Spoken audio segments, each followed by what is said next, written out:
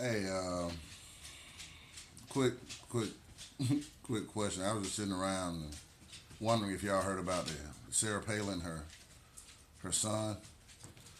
Let me say it was DUI and hit his wife or girlfriend or whatever, domestic.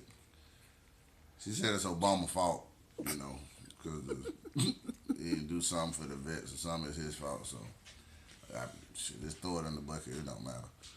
But I just wonder how that conversation went though when he got home. 'Cause I'm thinking, can't you?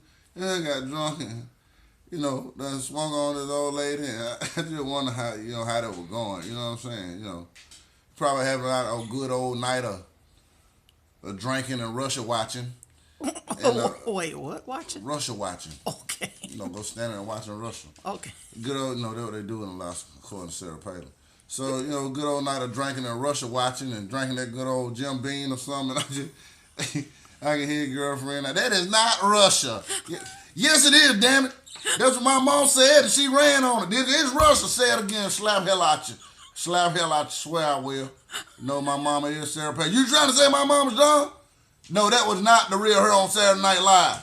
Ignorant bitch. I just wonder how that went, cause I just can't imagine.